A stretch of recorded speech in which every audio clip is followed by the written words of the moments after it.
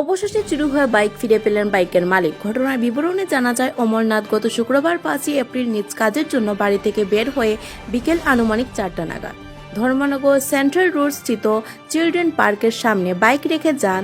দিন শেষে সন্ধ্যার পরে বাড়ি ফেরার সময় বাইক আনতে গেলে দেখতে পান বাইক সেখানে নেই। বাইকের মালিক অমরনাথ, বাড়ি দীঘলবাগ। অনুমান করতে পারেন ওনার বাইক চুরি হয়ে গেছে। কে বা কাহারা চুরিকাণ্ড ঘটিয়েছে কিছু বুঝতে না পেরে ধর্মনগর থানায় দ্বারস্থ হন এবং লিখিত আকারে অভিযোগ দায়ের করেন।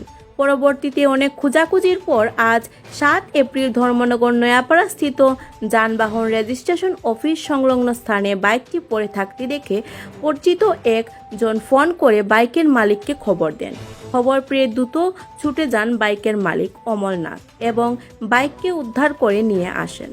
ধর্মনগর থানায় গোটা ঘটনার বিস্তারিত জানান এবং বাইক চুরির অভিযোগ তুলে দেন। কি হয়েছে ঘটনাটা দাদা গত শুক্রবার বিকাল 4টার সময় আমি চিলড্রেন পার্কের সামনে বাইকটা রাখি। প্রত্যেক দিনই এখানে বাইক রাখি সবসময়। তো রাখার পরে আমি আর লক্ষ্য করছি না বাইক কিছুক্ষণ এখানের মধ্যে আসলো। তো সন্ধ্যার দিক দিয়ে যখন বৃষ্টি দিছিল, ঝড় তুফান দিছিল, কারেন্টও আসে না তখন।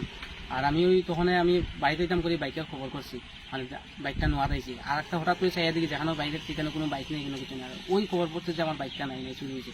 সেটার লাগে আমি থানাতেও গেছি, সাথে থেকে জিডিএনসি দিছি, আর পূজাপুজি করছি, সবাই অনেক কইছি ইয়ে করছে। আর আজকে হঠাৎ করিয়া আমার আমি একজনে ফোন করিয়া কইতেছে আমি বাইকটা পাইছি নি, না পাইছি না। আমার কইতেছে যে অন্য জায়গা আওয়ার লাগে। আর পরে আমি আইসি দীঘলবাগ সোমনা এটা ডিটি অফিসের ব্রিজের সামনে।